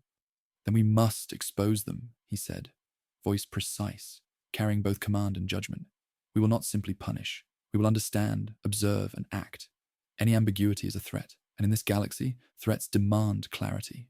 Every hesitation will cost lives, and every misjudgment is a luxury we cannot afford." The apprentice, pale and tense, absorbed every word. He had seen fleets fall, colonies scarred, and loyalty tested, but now the insidious nature of betrayal became tangible. "Lord Commander," he asked, voice low, "how do we confront those who hide behind trust? How do we act decisively when uncertainty itself is a weapon?" Valtharion turned, eyes sharp and penetrating. "Through observation, patience, and precision, we do not strike blindly, nor do we allow suspicion to govern our actions. Instead, we test, measure, and reveal. Only then can decisive action be justified, and the consequences, whatever they may be, borne with clarity. Leadership demands not only courage, but foresight and moral resolution." The tactical chamber hummed with activity, holographic projections displaying fleets, warp anomalies, and communications channels. Veralis' contingent hovered on the edge of outer sectors, the subtle divergence of certain vessels hinting at the presence of traitors. Valtharion's eyes traced each anomaly, noting patterns, timing, and deviations that would escape a less experienced observer. "Prepare the shadow recon units," he ordered. "We infiltrate covertly, identify and isolate the culprits before they act. The consequences of hesitation are too severe to contemplate. We act decisively, yet with care." Hours passed in tense preparation. The apprentice observed the intricate orchestration of fleet and subterfuge, understanding that strategy was not only the management of ships and weapons, but of loyalty, trust, and moral complexity. Each decision carried both immediate and long-term consequences, and even success bore the cost of vigilance and burden.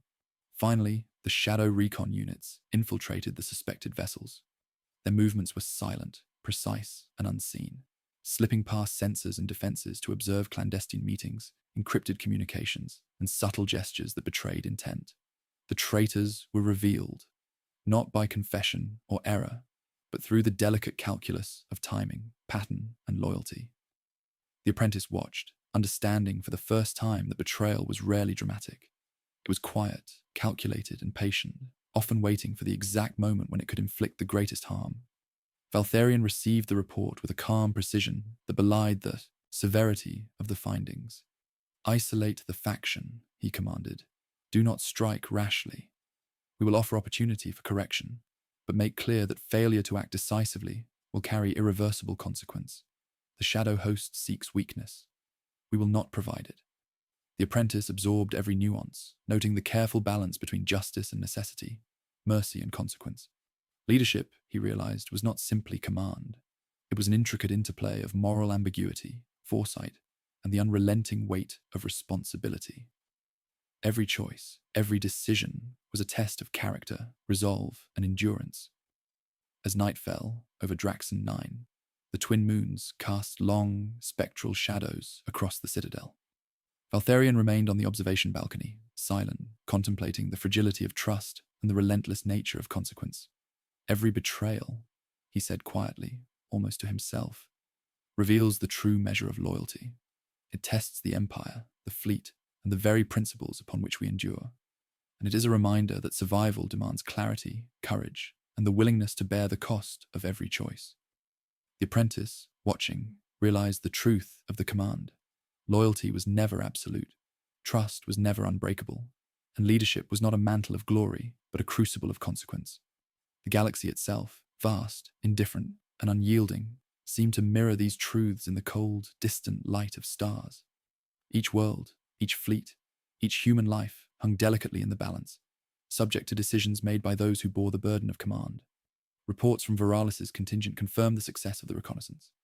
The hidden faction had been exposed, their communications intercepted, and their loyalties measured against the immutable standards of duty. Some were given opportunity to reaffirm their allegiance. Others were detained for further action. Each action, each judgment, carried weight far beyond the immediate moment, echoing across sectors, influencing trust, loyalty, and perception. Seraphine observed Valtharion, noting the subtle tension in his posture and the measured precision of his voice. "Lord Commander," she said softly, "the apprentice sees everything. He understands that leadership demands moral courage, clarity, and endurance.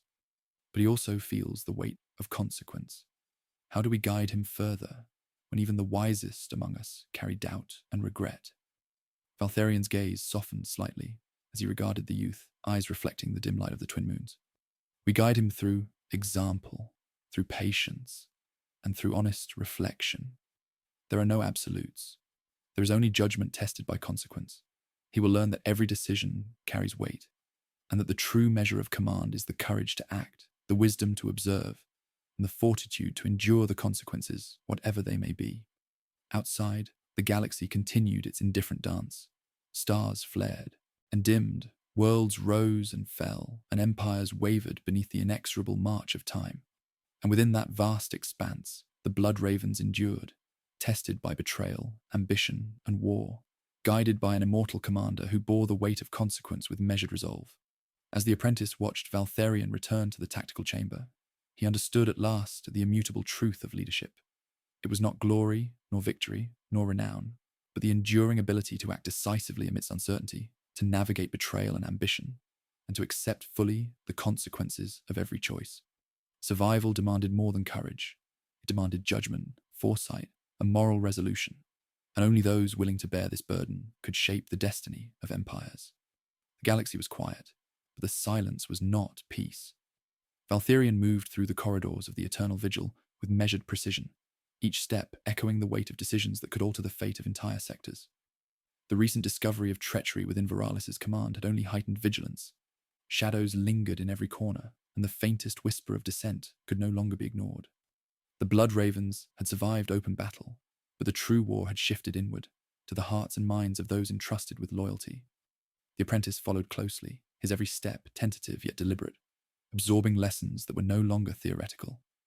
"Lord Commander," he said quietly, voice barely above the hum of the corridors, "the betrayal we uncovered. It feels as though the shadow host's reach grows daily. Are we fighting the enemy outside, or the doubts within ourselves?" Valtherian's gaze, sharp and unyielding, met the young man's eyes. "Both," he said. "The galaxy tests us in multiple dimensions. The shadow host seeks to manipulate fear, ambition, and hesitation. But the greater danger is internal decay, hesitation, mistrust, and moral compromise. One can rebuild fleets and fortresses, but fractured loyalty, once left unchecked, may destroy everything from within." Seraphine joined them, her expression unreadable yet commanding attention. "Lord Commander, intelligence confirms that Shadow Host operatives have begun infiltrating civilian networks, and their influence extends to planetary governors who previously pledged loyalty. The subtlety of their corruption is remarkable. They do not strike openly, but manipulate through suggestion, greed, and fear. If left unchecked, their reach could undermine every sector in the Outer Rim." Valtherian nodded, eyes fixed on a distant sector where faint anomalies flickered on the tactical display. "Then we act with precision. The Outer Rim cannot be allowed to fracture further. Reconnaissance, observation, and carefully measured response will be our weapons. We will root out these threats quietly, decisively, and without hesitation. Morality is measured by consequence, and the survival of the Empire demands action." The apprentice observed quietly, realizing that the lessons of command extended beyond fleets and battles. Leadership, he understood, was a balance of foresight, patience, and decisive intervention. Every action carried moral weight, and every choice, even when correct, bore consequence. The galaxy had no room for indecision, and yet the weight of every decision pressed heavily on those who bore the mantle of command. Reports arrived from the infiltrated sectors, highlighting anomalies in governance, supply chains, and military coordination. Small signs of sabotage, subtle deviations in protocol, and unexplained delays revealed the careful, deliberate hand of the Shadow Host. Valtherian examined each report with the detached precision of an immortal mind, noting the faintest patterns, the subtlest cues. "Prepare the vanguard units," he commanded. "We intercept covertly, remove the operatives, and restore order. Let the galaxy see that loyalty is recognized and betrayal punished, but let no action be taken recklessly. Precision and observation are paramount." Hours passed as reconnaissance teams moved into position. The apprentice watched their silent movements across planetary surfaces, observing how subtlety and timing could outmatch brute force. These were not battles of guns and shields alone, but of influence, psychology, and judgment. Success required understanding both the external enemy and the vulnerabilities within one's own ranks. Finally, the reconnaissance confirmed the presence of Shadow Host agents embedded deep within the Outer Rim's administration. Some were subtle manipulators, influencing decisions through suggestion and fear. Others were outright saboteurs, ready to act if the opportunity presented itself. Valtherian reviewed each report, his mind calculating the exact measure of intervention required. "Divide our forces into observation and extraction teams," he ordered. "We act decisively, but covertly. We will strike at the heart of corruption and leave no doubt that betrayal carries consequence." The apprentice followed Valtherian to the tactical chamber, where he observed the execution of the operation in real time. Holographic projections displayed fleets moving silently across sectors, landing parties infiltrating administrative complexes, and communication networks monitored for subversive activity. The operation required patience, precision, and an understanding of both human and political behavior.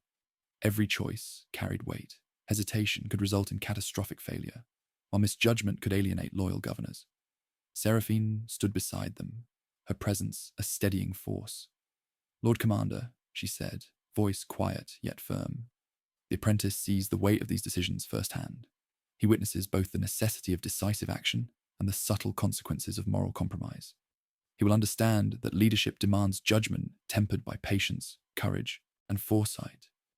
Valtherian's eyes remained fixed on the tactical display, noting every movement, every hesitation, every opportunity. He will learn that consequences are not abstract. They are immediate, tangible, and often cruel. Every choice we make will affect thousands, sometimes millions, and no action can be reversed. To lead is to bear the burden of every consequence, and to endure the guilt of decisions made in the service of survival. As the operation unfolded, the apprentice saw the subtle victories and losses that defined command. Shadow Host agents were apprehended or neutralized, systems stabilized, and the influence of betrayal curtailed, but not without cost.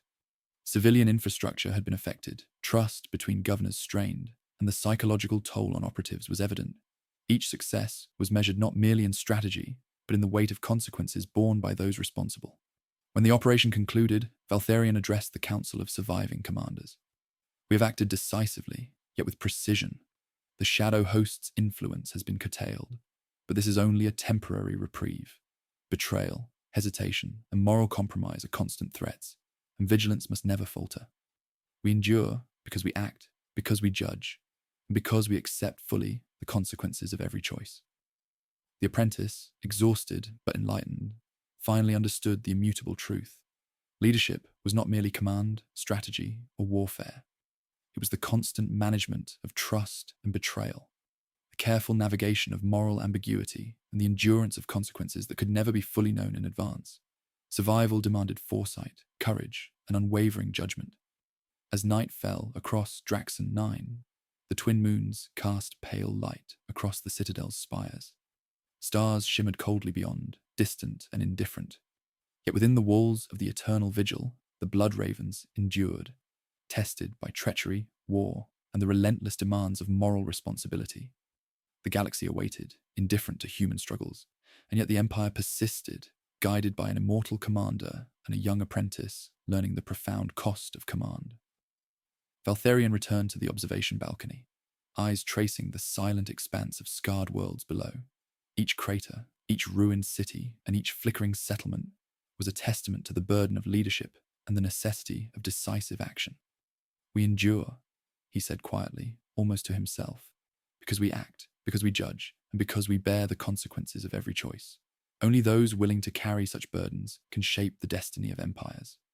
The apprentice, standing silently beside him, finally understood that the galaxy was not a place of absolutes, nor of mercy, nor of easy triumphs. It was a crucible of moral ambiguity, testing both loyalty and courage. And within this crucible, the blood ravens endured, tempered by betrayal, ambition, and the relentless passage of time. The void itself seemed to tremble as the fleets of the blood ravens prepared for engagement, a storm of war gathering across the fractured systems of the Draconis sector.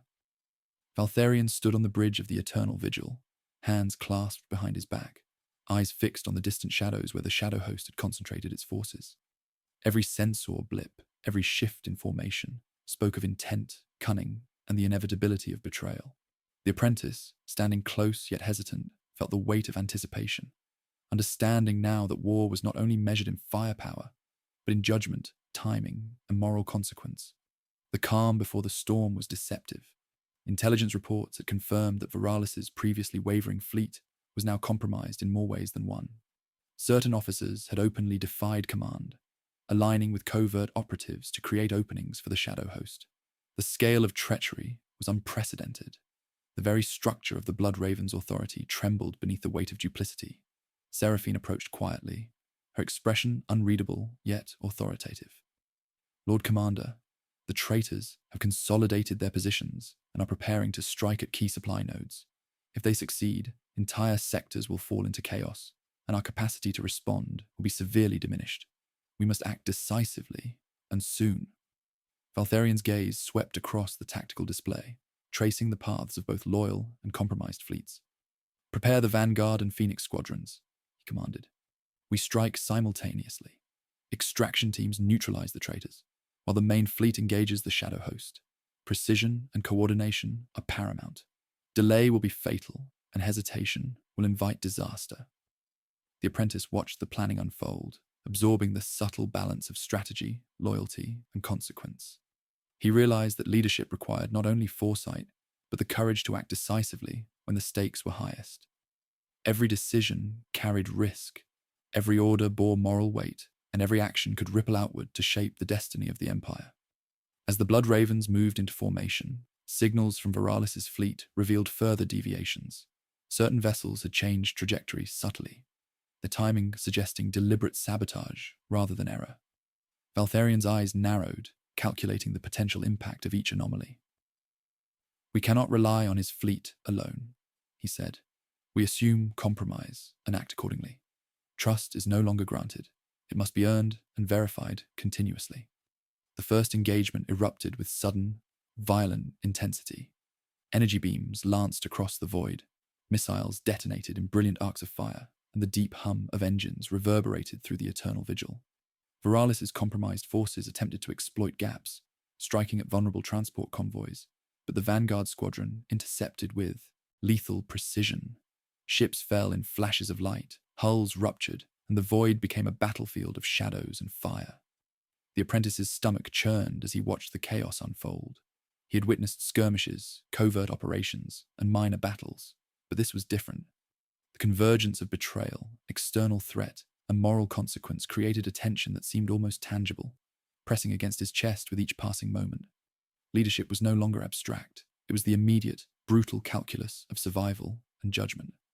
Valtharion issued commands with measured authority, his voice cutting through the comms with clarity. Target compromised vessels first. Prioritize the protection of civilian transports.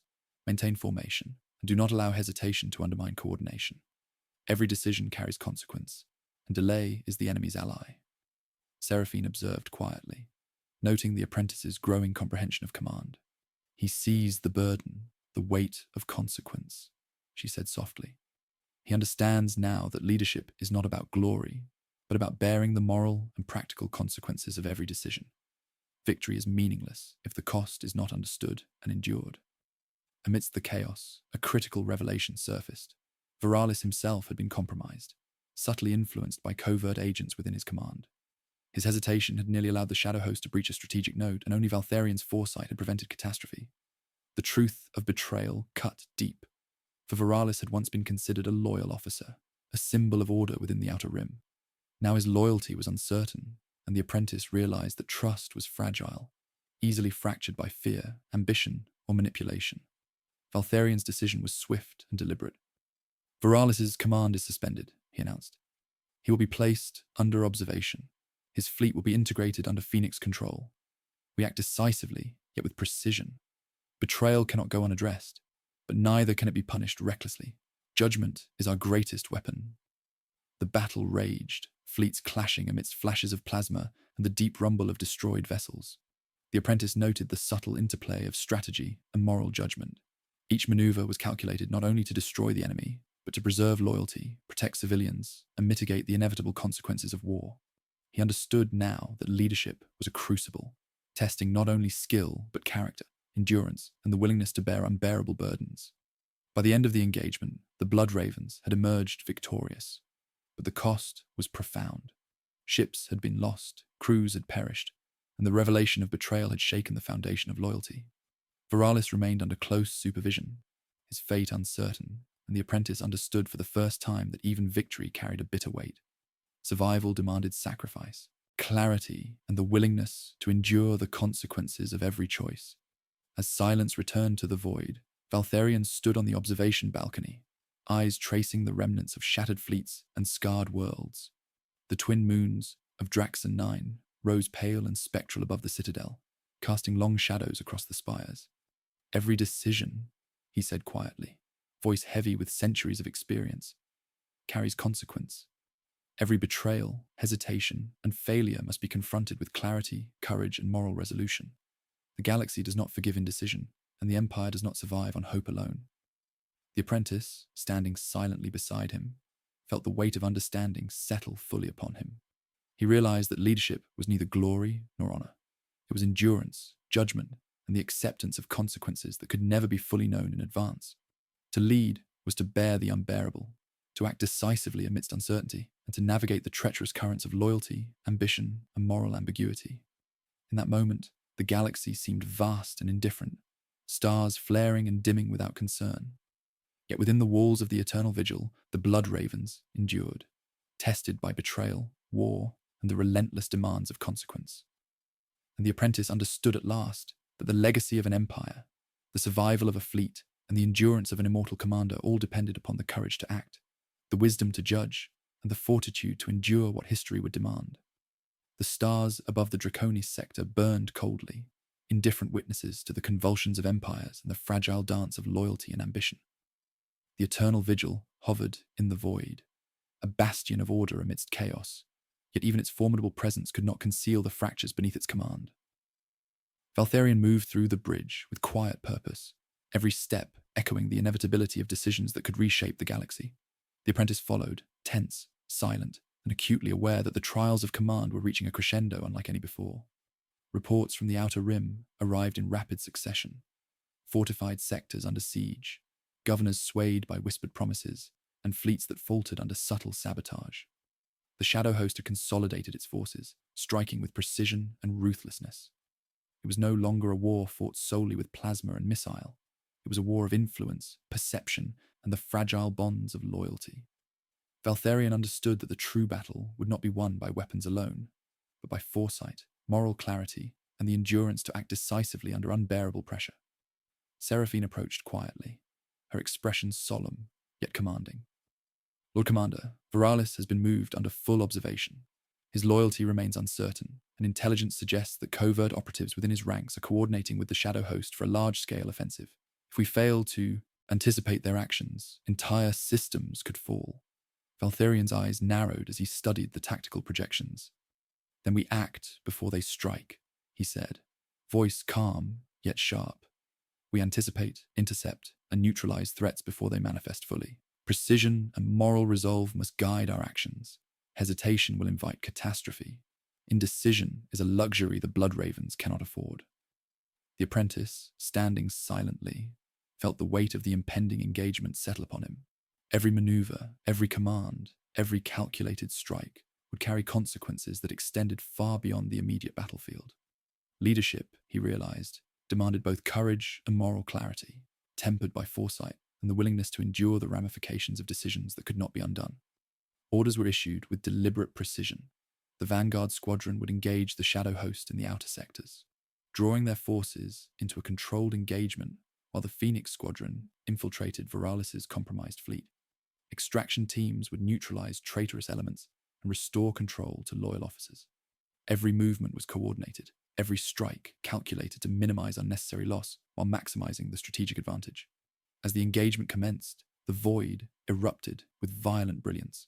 Energy beams lanced across space, engines flared, and missiles detonated in arcs of incandescent fire. Veralis' compromised vessels attempted to exploit gaps in the formation, yet the coordinated maneuvers of the Blood Ravens countered each move with lethal precision. The apprentice watched, noting the intricate balance of strategy, moral consequence, and the human cost of leadership. Victory, he realized, was measured not merely by destruction inflicted, but by the careful orchestration of loyalty, trust, and survival. Amidst the chaos, a critical betrayal emerged. A senior officer within Veralis' command, previously believed loyal, initiated a covert maneuver that threatened to sever the outer rim supply chain. Detection came at the last possible moment, and Valtharion's response was immediate and precise. "Interception squads, engage," he commanded. "Neutralize the threat before it compromises the operation. Delay will cost more than ships. It will cost lives and the fragile trust that sustains our forces." The apprentice noted the subtle interplay of strategy and moral judgment. Each action carried dual significance: tactical success and the reinforcement of loyalty. Leadership, he now understood, was measured not only by decisions made, but by the ability to balance immediate necessity against long-term consequence. Every order bore weight beyond the immediate moment, echoing across fleets, sectors, and the very foundations of empire. Hours passed in relentless intensity. The outer engagement raged, the Shadow Host pressed with determination, and the traitorous officers within Veralis' fleet were systematically isolated and neutralized. Success required precision, patience, and unwavering moral clarity. Victory was not immediate or absolute. It was the result of careful observation, decisive action, and the enduring capacity to bear the burden of consequences that could never be fully anticipated. Finally, the engagement concluded. The Shadow Host had been repelled, compromised officers contained, and the outer rim stabilized, yet at significant cost. Ships had been lost, civilian infrastructure damaged, and trust had been strained to its limits. Valtharion addressed the surviving commanders, his voice echoing through the chamber with the weight of centuries. "We have acted decisively, yet with precision. The Shadow Host's threat has been contained, but this is only a temporary reprieve. Betrayal, hesitation, and moral compromise are constant dangers. Vigilance must never falter, and every decision must be measured against consequence. The apprentice, exhausted yet enlightened, felt the profound gravity of the lesson. Leadership was no longer theoretical or distant. It was an immediate, relentless engagement with moral ambiguity, human frailty, and strategic complexity.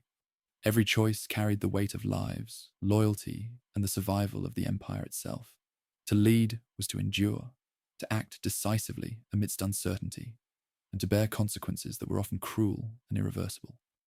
Seraphine observed quietly, noting the apprentice's comprehension of the delicate balance between moral judgment and tactical necessity. "He sees," she said softly. "He understands that leadership demands courage, clarity, and the endurance to bear consequence. Victory is hollow, without comprehension of cost, and survival demands the wisdom to act decisively while enduring the weight of every choice." Valtharion returned to the observation balcony, eyes tracing the silent expanse of scarred worlds below. Each crater, each ruined city, each flickering settlement reflected the cost of both betrayal and victory. The twin moons of Draxon 9 rose pale above the citadel, casting long shadows that mirrored the precarious balance of trust and consequence within the Blood Ravens. "We endure," Valtharion said quietly, voice carrying both command and reflection, "because we act decisively, because we judge wisely, because we bear fully the consequences of every choice. Only those willing to carry such burdens can shape the destiny of empires, preserve loyalty, and endure betrayal without succumbing to despair." The apprentice, standing silently beside him, finally understood the immutable truth of leadership. It was neither glory nor renown, nor the thrill of victory. It was endurance, moral clarity, and the courage to act decisively amidst uncertainty. It was the recognition that every choice carried consequences, and that the survival of an empire depended upon the fortitude to bear them, unflinching and unbroken. And beyond the walls of the eternal vigil, in the indifferent expanse of the galaxy, the Blood Ravens endured, tested by betrayal, ambition, and war, guided by an immortal commander whose legacy was forged not in triumph alone, but in the relentless endurance of consequence, loyalty, and moral responsibility. The remnants of battle drifted silently across the void, a graveyard of shattered hulls and fractured light. The Draconis sector, though temporarily stabilized, bore the scars of war, betrayal, and the relentless weight of consequence. On the observation balcony of the eternal vigil, Valtharion stood alone, gazing at the distant worlds, their surfaces marked by the invisible hand of survival and devastation. The twin moons of Draxon 9 cast pale, spectral light over the citadel, illuminating ruins and spires alike, a testament to endurance and fragility intertwined. The apprentice stood behind him, quiet, eyes wide yet resolute. He had seen fleets rise and fall, officers betray and redeem themselves, and civilians swept up in the currents of decisions too vast for any mortal to comprehend fully. Now, in the aftermath, the weight of command pressed down with unrelenting clarity. Leadership, he understood, was never a mantle of glory. It was a crucible of moral choice, endurance, and the acceptance of consequences that were often cruel, ambiguous, and irreversible. Valtharion's voice broke the silence, low and reflective. "The shadow host has been contained, yet the cost is written across every world, every fleet, and every life we have touched. The Empire survives, but only through sacrifice, vigilance, and the endurance of those willing to bear unbearable burdens. Survival is not victory. It is a testament to judgment, endurance, and moral resolve." Seraphine joined them, her presence both a steadying force and a reminder of the human toll behind the facade of command. "Lord Commander, intelligence confirms that the remnants of the Shadow Host are retreating beyond the Rim, yet their influence lingers. Treachery has left scars, and the loyalty of those who survived is tempered by fear, doubt, and the memory of hesitation." The apprentice has witnessed these events. He understands now that leadership demands more than strategy. It demands the courage to endure consequence and the clarity to judge where morality and necessity collide. The apprentice's voice trembled slightly as he spoke. "Lord Commander, I understand now. Leadership is not about glory or triumph. It is about bearing the weight of every choice, enduring the consequences, and acting decisively when doubt and betrayal surround us. I see now why you must carry this burden." Valtharion placed a hand on the youth's shoulder, firm yet gentle. "You have learned well, but remember this. Understanding is not immunity. Every choice you make, every order you give, will shape lives, influence loyalty, and define the legacy of those who follow. Leadership is a constant negotiation between morality, necessity, and survival. There are no absolutes, only consequence, endured with courage and clarity. The silent void stretched beyond the observation balcony, indifferent, vast, and unyielding. The stars shimmered coldly, distant and eternal, as if bearing witness to the fragile persistence of empires and the mortal hearts that guided them. Valtharian's eyes traced the scarred worlds below, the settlements flickering with tentative light, the fleets moving slowly through orbit, and the signs of cautious recovery that spoke of resilience amidst loss. Every victory carries cost, Valtharian continued, voice heavy yet deliberate. Every betrayal leaves scars that cannot be fully healed. And yet, we endure. We endure because we act decisively, because we judge with clarity, and because we accept fully the consequences of every choice. Only through this endurance can empires survive, and only through courage can loyalty be preserved in a galaxy that knows neither mercy nor pause. The apprentice remained silent, absorbing the truth that had crystallized through weeks of observation, trials, and engagement. He understood now that leadership demanded moral courage alongside tactical skill, that betrayal and loyalty were forces as potent as any weapon, and that survival was contingent upon the fortitude to bear what few could endure. The galaxy would continue to test them, unyielding, indifferent, yet within the walls of the eternal vigil, the blood ravens endured, tempered by both suffering and resolve. Valtharian's eyes turned toward the faint silhouette of Viralis, now under close supervision, his fate suspended between redemption and judgment. The betrayal, though contained, remained a reminder that loyalty was fragile and that even those once trusted could falter under pressure. Viralis, Valtharian murmured, is a cautionary tale, not merely a failed officer. He represents the tension between duty and ambition, loyalty and hesitation. We act to preserve the empire, yet we bear witness to the cost of every failure and every betrayal. Seraphine watched the interaction, recognizing the deeper lesson embedded in the moment. The apprentice sees the full measure of consequence, she said quietly. He understands that survival is not simply tactical but moral, and that leadership is measured by the courage to endure what cannot be undone. Across the sector, reconstruction had begun. Civilian settlements, scarred though they were, moved toward recovery. Fleets were repaired, alliances cautiously rebuilt, and the subtle signs of trust slowly returned.